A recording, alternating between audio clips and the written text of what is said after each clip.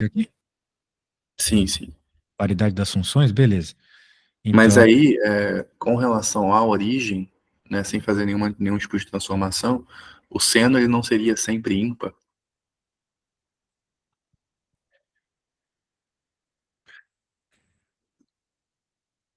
se o seno seria sempre ímpar, O seno ele não é uma função ímpar, é que a função seno, ela vai se alterar, né? Dependendo do n, certo? da função de onda, certo? Uhum, Que a função de onda tem os n's lá que vão alterar o seno. Beleza. Então, ele vai ser par dependendo do, ou melhor, ele vai ser par dependendo do n, exatamente. tá. É, muito bem. O que acontece é que para valores pares de n, esta mudança não vai acontecer, ok? Tá.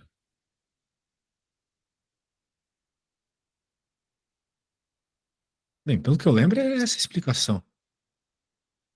No caso, para valores pares de n, a função seno ela continua ímpar, é isso que você quer dizer? Sim, Tá, exatamente. tá. Ah, tá, tá, tá. É porque o jeito que eu estudei, a gente derivou duas formas para a função de onda no poço infinito, que era dependendo do valor de n. Então, se n fosse, isso é o que eu tô lembrando aqui agora, né? Se n fosse ímpar, a gente usava o cosseno, ao invés de o seno, e se o n fosse par, a gente usava seno. Acho que era algo assim. Teria que Ah, rezar depois. Mas bem, tem que pode ver como é que continuar. teu professor fez, então, né? Sim, Mas tu lembra de ter essa distinção na paridade? sim, dava para fazer numa função só, mas tinha como separar em duas também, uma análise para cada n, entendeu? Uma função para cada n. Tá? Ser par ou ímpar. E uma era uma função cosseno, outra era uma função seno. Tem que dar uma olhada nisso depois. Certo. Bem, Mas acho que pode ficou continuar, bem né? dito isso aí. Tá, Nós temos outro problema dessa mesma linha? sim, sim. Vou compartilhar aqui, ó, Beleza. a tela. Me Só fala o espero que não saia PDF sua aí que tela. eu posso procurar aqui. Ah, tá, deixa eu marcar ele para você aqui, rapidinho.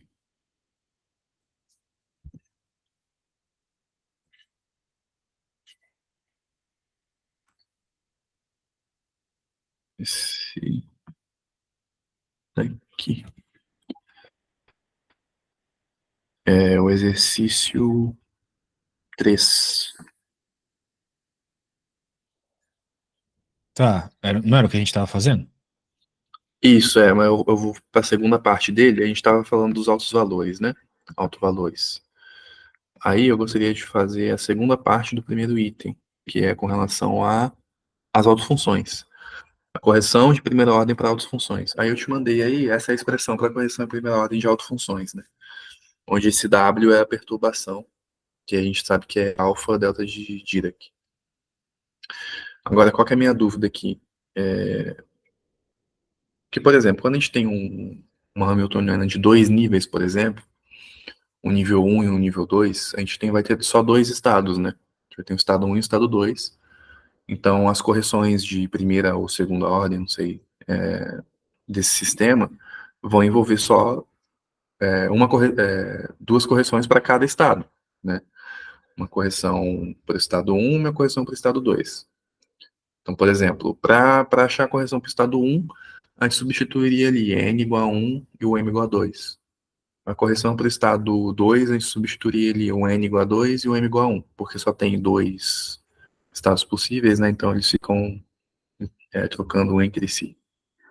Agora, para esse tipo de estado aqui, que eu não tenho um número determinado de autoestados que eu posso ter, né, a princípio é indeterminado, como é que ficaria para eu achar as autofunções, né, as correções de um estado que a princípio não tem limite de estados, né? Eu não tenho três estados, dois estados, né? Eu tenho infinitos, né?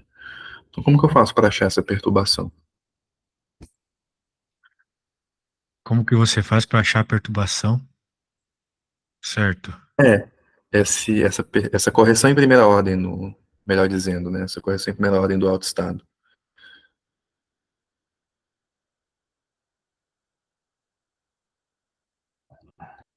Dado que eu não tenho limite de estados aqui, né? Eu tenho,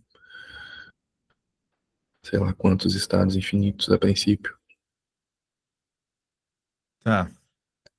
Porque, por Beleza. exemplo, se você der passar o olho rapidinho na primeira questão, você vai ver que ela é conceitualmente bem simples, né? Porque ela vai tratar do mesmo assunto, só que eu tenho só dois níveis ali. Então, por exemplo, determine os autoestados de H até a primeira ordem de V. Então, eu tenho só duas contas para fazer. Uma com n igual a 1 e outra com n igual a 2. É que esses autoestados, eles são perpendiculares, né? Isso, é. São as condições de ortogonalidade neles, né? Isso. Então, se a gente não tem um limite no número de estados, a soma ela vai envolver todos os estados possíveis de M.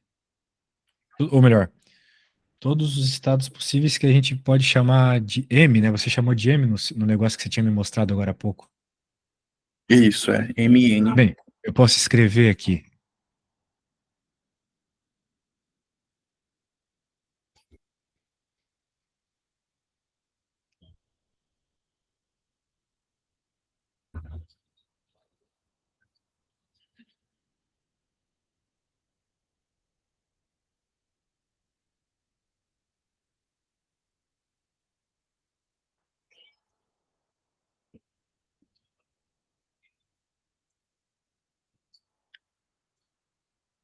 Devia ter copiado a hora que você escreveu, porque o negócio é bruto.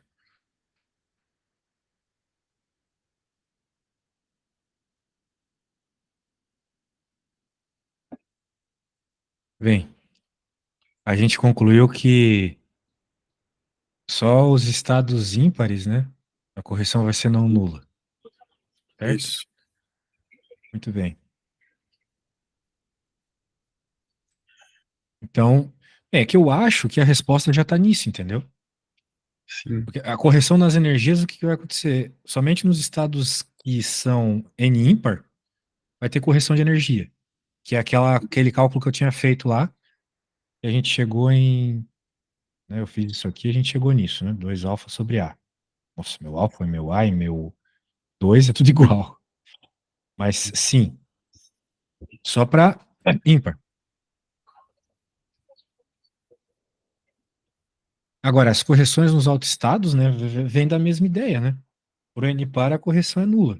Enquanto por N ímpar, a correção ah, da primeira ordem, né? A correção de primeira ordem, ela mistura o estado N com os outros estados que são M diferente de N, certo? É isso que está acontecendo aqui.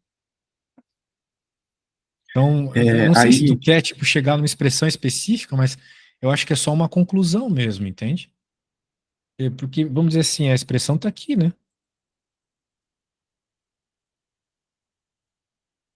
essa primeira aí, Sim. então, É isso nessa que a gente observa na expressão, expressão, certo? A gente observa que a correção de primeira ordem está fazendo justamente essa mistura. Está misturando o estado N com os estados que o M é diferente de N. tá. Deixa eu pensar um pouquinho. É porque apareceu o psi zero foi por causa do delta de Dirac. Esse zero? Sim, É, por que sim, que sim. a, o termo mais à direita, o psi m de x, o x não zerou ali? Porque esse termão aqui, dentro da série e tudo mais, é onde está, vamos dizer assim, a perturbação. Entendeu? Tá. Então, E esse aquele outro cara termo? que perturba esse outro termo. Opa, paguei demais aqui. Certo? Tanto é que a gente está escrevendo uma expressão genérica de psi aqui. Então, esse cara só entra como perturbação mesmo. Ah, peraí. Tá, então esse termo, essa fração, né, essa razão é o termo perturbativo. De primeira ordem. E ele perturba o psi-m de x de Isso. forma a tornar ele o psi-n de x do lado esquerdo da equação, é isso? Exatamente. Tá, então esse termo ele perturba o psi-m e torna. Essa perturbação gera o psi-n do lado esquerdo. Isso aí. Tá. Você pode falar um pouco mais desse lance de mistura para mim, por favor? Tá bom. Bem, esse negócio de mistura é, é uma coisa bem prática, né? É que nem quando eu falei lá com a delta de Dirac que ela, como é que eu tinha dito? Ela pica a função, né? Quando a gente está falando desse negócio de mistura de estados, né? Nessa teoria, a gente está falando que quando a gente adiciona uma perturbação no sistema, que no nosso caso aqui, quem é essa perturbação? É o alfa, delta de Dirac lá, né? Era aquele delta H, que era o alfa delta de Dirac, lembra? É, os estados próprios, ou os autoestados, né, como o professor gosta de chamar, da Hamiltoniana original lá, a Hamiltoniana normal da mecânica quântica, elas acabam não sendo os mesmos, né? Quando a gente mistura, a Hamiltoniana muda. Ela vai Certo? passar a ser essas combinações, né? Ou, no caso, como eu falei, mistura de outros estados próprios não perturbados do sistema, ok? Então, essa mistura seria essas combinações, essas somas de estados próprios, estados normais, né, vamos dizer assim, do sistema não perturbado, ok? Então, tu veja, o que eu quero dizer com isso é, você não está criando a perturbação do nada, você está gerando ela de estados possíveis do sistema, estados normais do sistema, ok? Tanto é que é o que a gente percebe nessa fórmula, né? Uhum. Tem estados normais que estão afetando esse estado aqui, certo? E gerando uma nova coisa. Tá, Então, isso que é a ideia da mistura, tá? tá. Bem, quando a gente está adicionando esse termo perturbativo, né, o delta H, que é o alfa delta de Dirac, é, os autoestados da Hamiltoniana não perturbada, que você chamou de H0, certo? Porque você tinha a Hamiltoniana, que era igual a H. Eu acho que eu vi isso lá naquela folha do seu professor, ou você que escreveu. É isso, é isso. Né? Então, os autoestados da Hamiltoniana não perturbada, ela vai deixar de ter. Vão deixar de ser como é que eu poderia chamar isso? De autossoluções exatas dessa nova Hamiltoniana aqui, ok? E daí, para calcular essa nova situação, né, a gente faz aquela conta toda lá que gerou esse termo aqui, né? Uhum. Então, a nova função de onda que a gente gera, né, o psi-n perturbado ali de primeira ordem, um x, ele vai ser uma correção do estado original. Vai ser composto por uma soma de contribuições. Eu estava falando justamente disso, né? A soma das contribuições dos estados já conhecidos do sistema, não perturbado, né? Beleza? Tá. É porque quando a gente fala M e N, a gente está falando de estados diferentes, né? Exato, estamos falando de estados diferentes. Uhum. Então pode, é justamente o que eu estou falando. Olha só, eu acabei de falar que os estados perturbados surgem de estados normais. Todo mundo é zero aqui, tá vendo? Uhum. Sim. Beleza? Então essa perturbação de primeira ordem tem a ver com os autoestados normais do sistema. Não é uma coisa nova que tu tá colocando ali, entendeu? Sim. A segunda ordem já é outra história, né? Tá. Beleza? Tô pensando. É porque essa soma ela é sempre de 2 a 2, né? M É. e N. Então eu não estou meio que Bem, generalizando para não. infinitos estados que perturbam um. Bem, vai depender de quantos estados naturalmente. a tua expressão tem, né? Certo. Por exemplo, É, um caso bem bizarro, mas se a gente estivesse falando do átomo de hidrogênio, né? Tem um monte de sim, estado, mas não é infinito. certo. Eu não sei por que tu tá supondo essa situação tão genérica aí do infinito. Não, eu estou tentando entender a expressão, no caso, Tá? porque não sei. É, mas é então, esse N que a gente achou para a função par, é isso? Para a função ímpar? Ímpar. O É, a que que gente não tem? substitui ele nesse termo perturbativo? A gente vai pegar essa expressão e substituir? É, não faz isso? Ah, não tem um E0. Isso aí é um, né? É, Tá. Bom, então é isso? Acabou? a princípio sim. Ah, Ele queria só beleza. que você dissesse, né? É, todas essas são sequências que eu tava te falando aqui do. Ele fala ali auto o que mesmo? Ele cita? Autofunções? Deixa eu ver, cadê? É, exatamente. É o que eu tava falando, né? Das autofunções.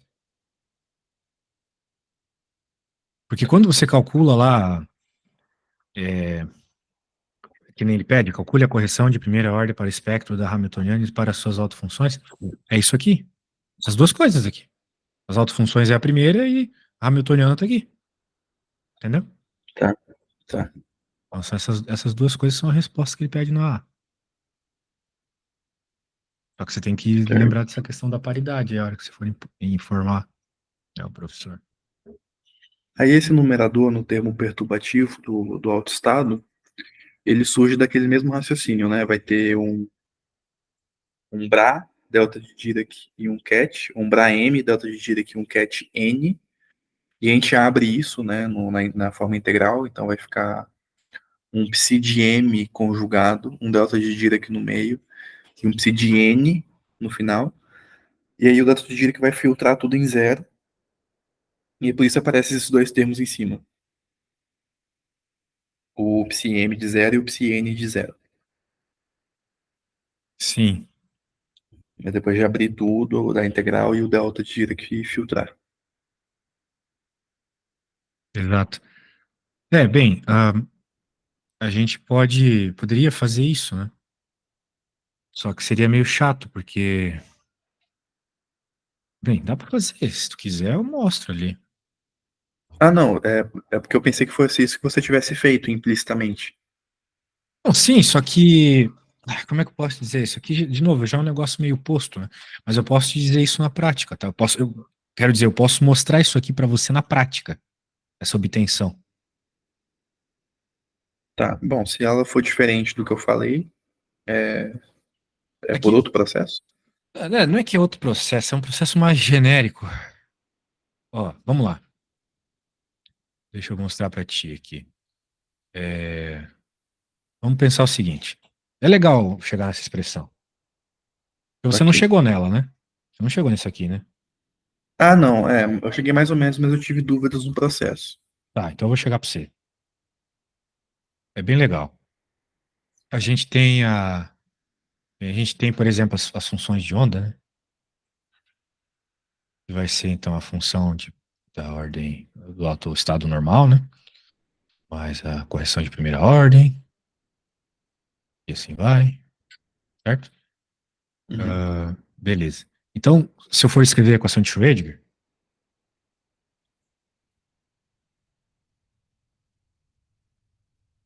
eu posso escrever o E e a função de onda também como somatórios,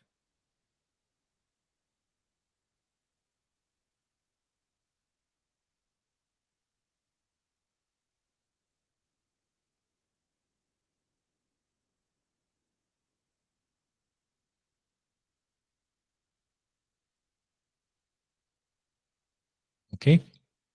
Ok, Muito bem. O lambda, ele é esse parâmetro que vai controlar o tamanho da perturbação, beleza? certo. E agora, se a gente substituir isso na equação de Schrödinger, a gente vai ficar com H0, Cn1, mais ΔH, Cn0, igual a N0, Cn1, mais N1, Cn0. Eu estou substituindo a equação de Schrödinger, tá? Uhum. Bem, agora vem uma parte interessante aqui. A gente vai projetar um outro estado psi-m, um outro estado Isso, normal. aí foi onde eu tive dúvida. Esse psi-m, Uhum. foi? Na parte que eu vou fazer agora, né? Ele, Aham. isso, é. A gente vai projetar o estado N de navio no M. É isso que você vai fazer? Sim, vou projetar o psi-n da primeira perturbação, né? Ou melhor, para encontrar o psi-n da primeira perturbação, né? A gente vai projetar essa equação que eu acabei de gerar aqui em outros estados, onde o m é diferente de n, ok? Tá, isso é um negócio que eu não consigo entender, assim, é muito abstrato para mim. Tipo, o que que eu tô fazendo projetando isso em outro estado, sabe? Tem que pensar num. Isso aqui é complicado mesmo, porque a gente sabe que, de modo geral, as autofunções elas são perpendiculares, certo? Sim. A ideia é nunca conseguir gerar uma autofunção de outra. Isso vem lá da matemática básica, né? Porque quando a gente tem lá a nossa psi normal, né? Que é uma constante aqui, seno de n, outra coisa aqui. Eu não sei se você sabe, mas quando o n ele é diferente de uma outra equação, as expressões elas viram ortogonais, sabe? Ah, lá na matéria de equações diferenciais, a gente às vezes tem soluções que são senos e cossenos, lembra? Uhum. Sim, E a gente precisa que as soluções da equação diferencial elas sejam linearmente independentes, certo? certo. Portanto, se por acaso você tiver uma equação diferencial com um seno de x, mas com uma parte particular, né? A parte particular da equação diferencial, seno de x, mas a solução da parte normal dê um seno de 2x, por exemplo, você não precisa se preocupar em transformar isso aqui em outra coisa, porque essas duas coisas são perpendiculares, porque o termo da frente é diferente, ok? Uhum. Ok. Isso aqui é o básico lá do Wronskiano, aquelas coisas de equação diferencial. Mas, na teoria da perturbação, a gente está forçando esses caras que seriam perpendiculares a terem um efeito, ok? Tá. Então é isso que está acontecendo aqui. Eu estou pegando termos que a princípio não eram para ter efeito e estou dizendo que vai ter. Tá. Isso Então que eu tô seria a projeção, postulando entendeu? isso, basicamente. Sim, basicamente isso. Eu estou dizendo que vai ter, vai ser afetado, entendeu? Tá. E eu faço isso como? Eu faço isso colocando os Bra e Cat agora nessa equação, beleza? Uhum. Os termos vão continuar os mesmos, só que agora com o Bra, né? Eu vou escrever aqui.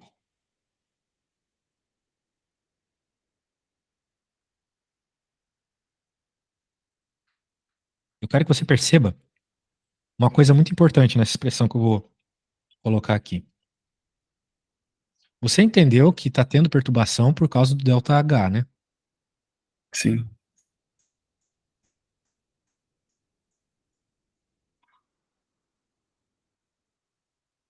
Opa,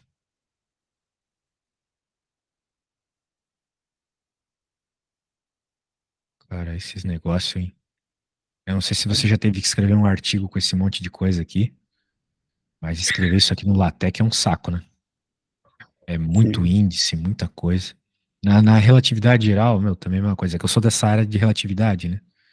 É Uhum. muito. Você já viu um tensor? Já, infelizmente, não é muito Teve bonito, não. relatividade geral na graduação?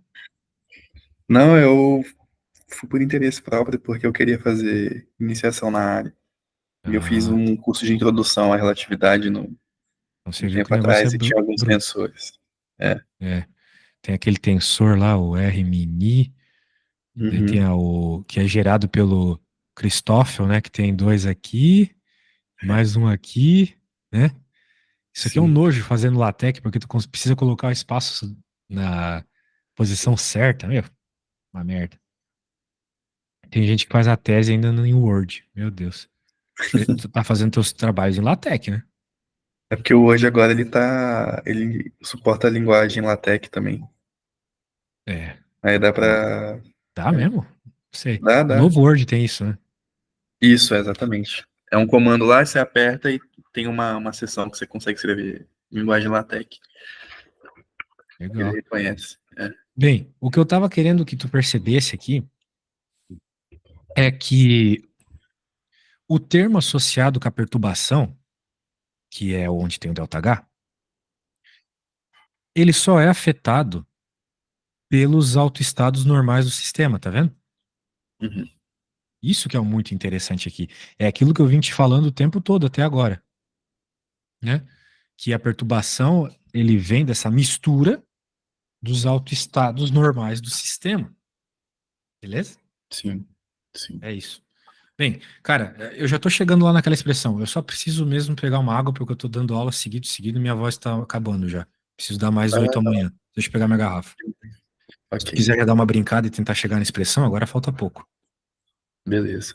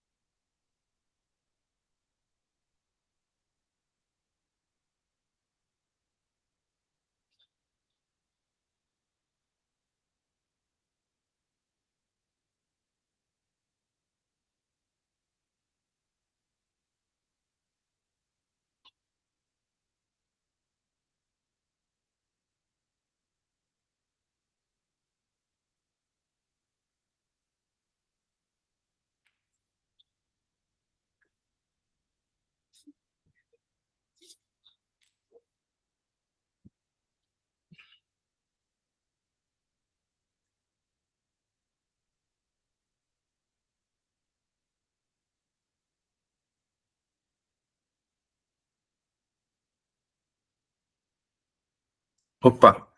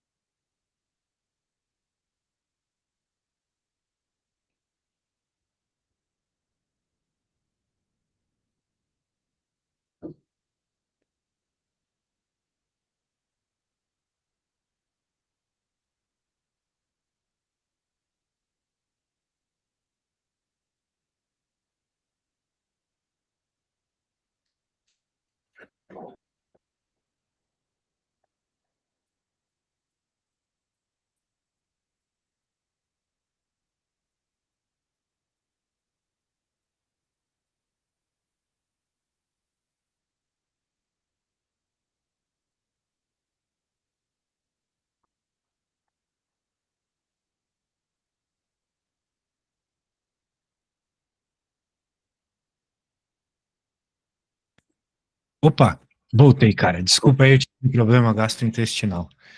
Muito sem bem. problema. Tava terminando. Você conseguiu terminar já? Não, não, tava te esperando. Ah, Essa sim, sim. expressão eu dei uma olhadinha nela. É porque eu tenho passos, eu tenho dúvidas em passos muito específicos, da passagens muito específicas. Tipo essa projeção que a gente acabou de fazer, sabe? Ah, sim, sim, sim. Bem, isso é uma questão mais teórica, né? Agora, é, o que falta aqui é só um pouco de rearranjo. Então, o que que eu vou fazer aqui?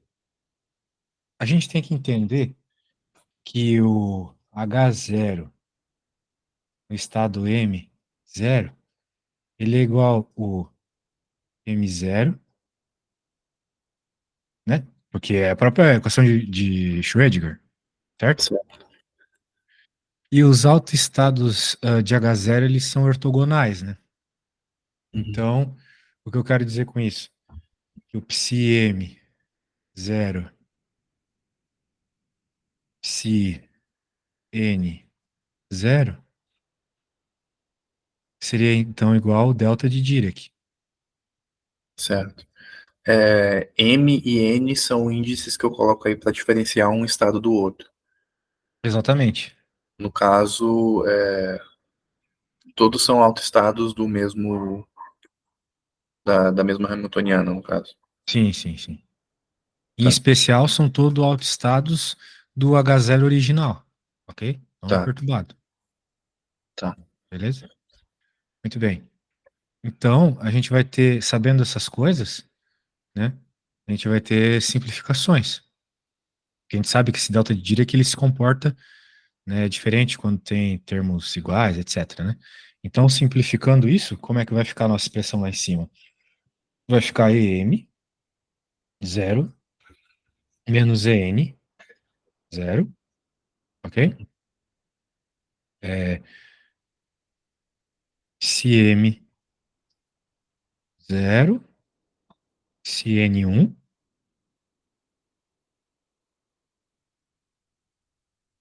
Lembrando disso, né, que eu falei sobre isso, para Sim. poder transformar desse jeito, certo? Certo. E vai ficar igual ao quê? Vai ficar igual a psi-m, zero, delta H, psi-n, zero também.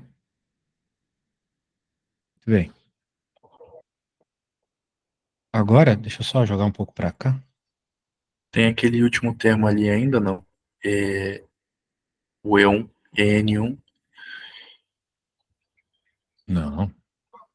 e a gente não sabe se o M é igual a N ou não ainda, sabe?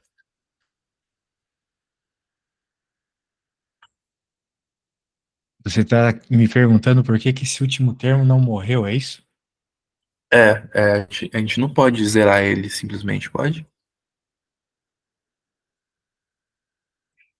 Bem, a princípio sim, né? Tá.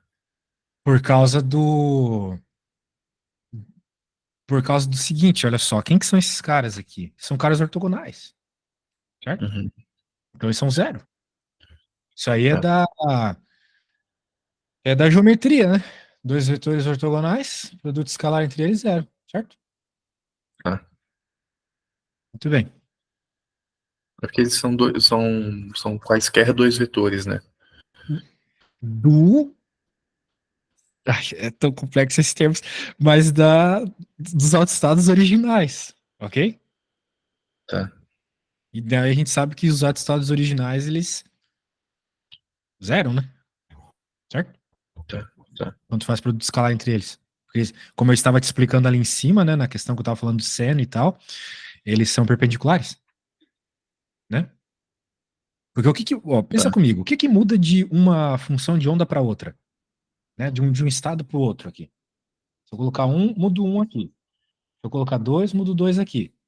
Então, se eu colocar um e dois, eu estou gerando duas autofunções perpendiculares, certo?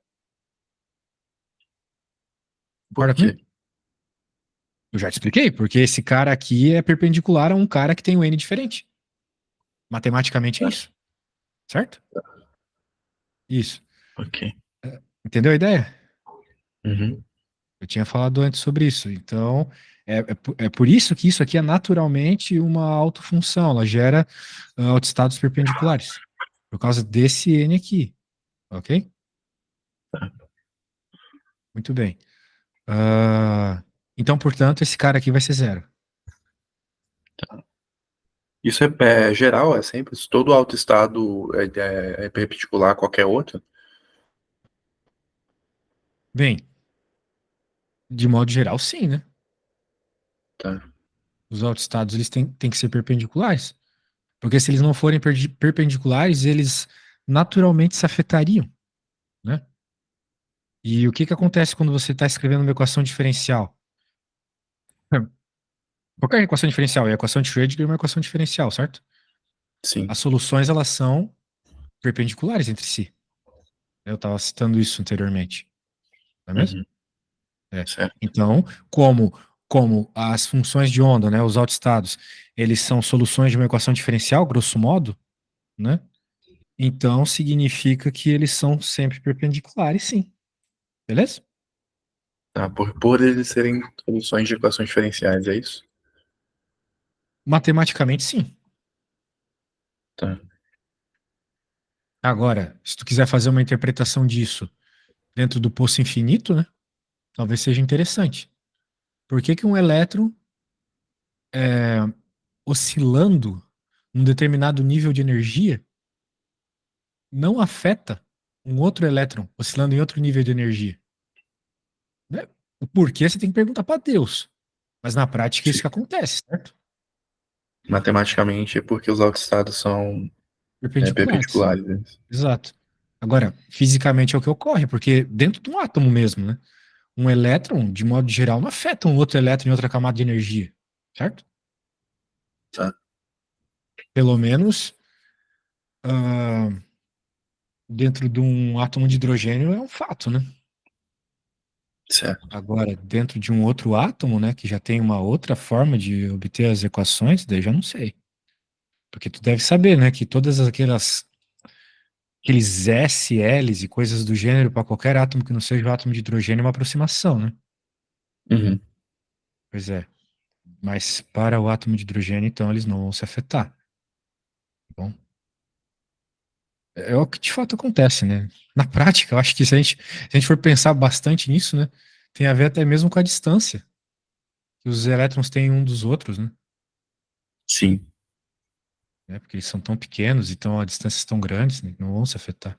Assim, pensando no elétron como partícula, né? Agora, se eu pensar como uma nuvem de probabilidade, as próprias nuvens de probabilidade, elas são diferentes uma das outras, né? E Uhum. elas são perpendiculares entre si também, né? Isso que é legal nelas. Sim. Show. E daí, agora, falta só arrumar aqui, né? Se a gente isolar esse termo, vai aparecer o que a gente quer, né?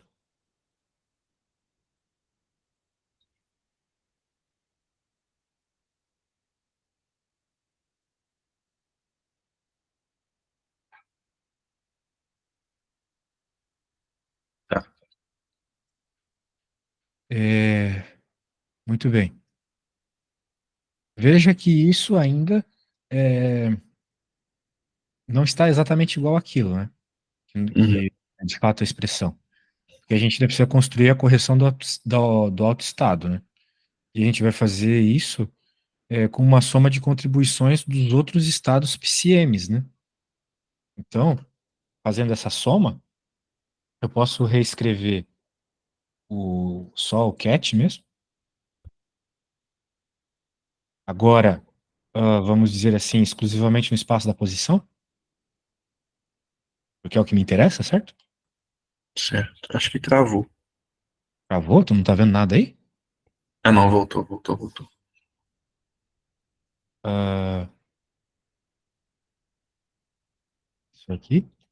Eu estou pegando todos os estados que podem afetar esse processo e construindo um novo estado N aqui, né, a partir de um anterior. Então, eu Tá. estou. Como que eu vou dar penúltima linha para essa última?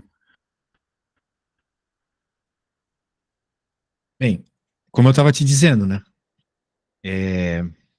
a ideia de construir a correção do autoestado, porque isso aqui ainda não está gerando um novo autoestado, ou pelo menos um autoestado perturbado, certo? Certo. A gente vai construir isso somando as contribuições dos outros estados PCMs, certo? Uhum. Porque, de novo, a gente tem que procurar a perturbação de primeira ordem em todos os estados possíveis, né? Certo? Sim. Então eu estou somando todos eles ali junto com a perturbação, com o termo da fração ali da perturbação, certo? Uhum. Então, meio que esse termo matou esse cara, né? Eu multipliquei dos dois lados, vamos dizer assim, né? Daí esse cara desaparece, sobra só esse, mas ele aparece de novo aqui, ok? Ele aparece aí como mesmo? Com essa soma, Desse com outro essa lado? soma que eu coloquei aqui, somando. Ele aparece com a soma? Sim, Certo. porque essa soma é a soma desses caras aqui também, ok? Uhum. Todos os autoestados vão contribuir no estado para gerar esse estado de perturbação de primeira ordem, Tá. certo? Ok. Daí aí, tá aí a expressão, beleza? Tá. Então tá bom. Bem, Acho que por hoje é isso. Cérebro fervendo, né? É, bom, aí para a próxima aula aí você pode dar uma olhada nessa lista 3 na 4, pode ser? 3 e 4, claro. Tá? Então Vou é te isso. mandar aqui o que eu fiz. E depois, logo que o vídeo estiver pronto, eu já te mando, beleza? Tá, aí você